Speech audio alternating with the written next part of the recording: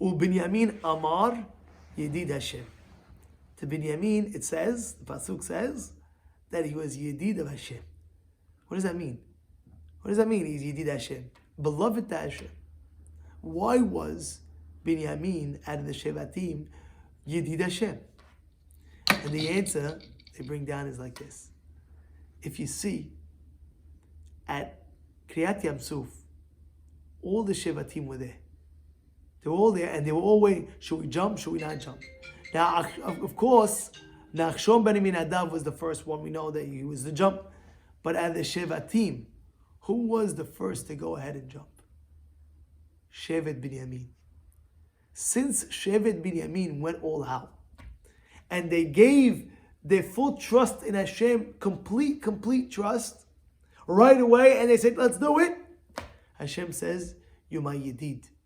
In order to be a Yedid of Hashem, you have to trust Him me'ahuz. You have to trust Him with your full trust.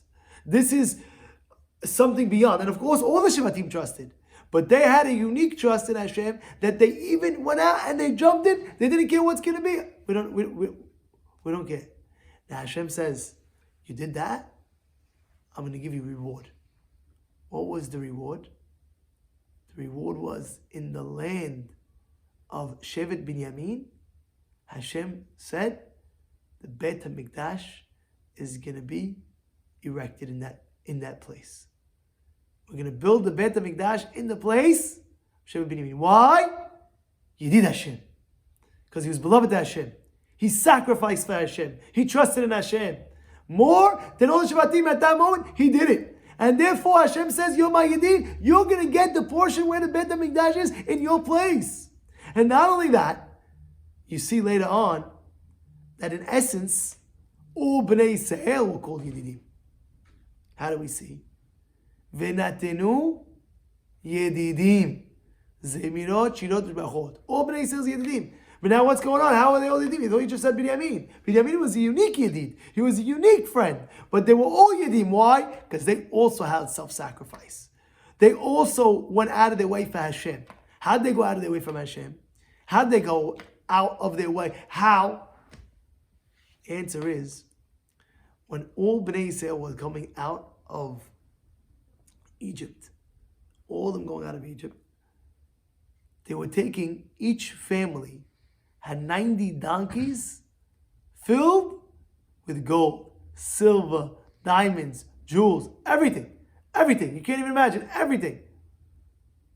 And what they do? They understood we cannot leave Egypt before taking long pieces of wood, of a trees. This is what's going on over here. They're in the middle of taking 90 donkeys, and now you have the Shevatim. Each Shevet is bringing a log. That's what you're carrying right now? You're carrying a log? What is this? Let's explain. Abraham Avinu planted trees in Beersheba. Yitzhak maintained those cedar trees. They were very hashuv trees.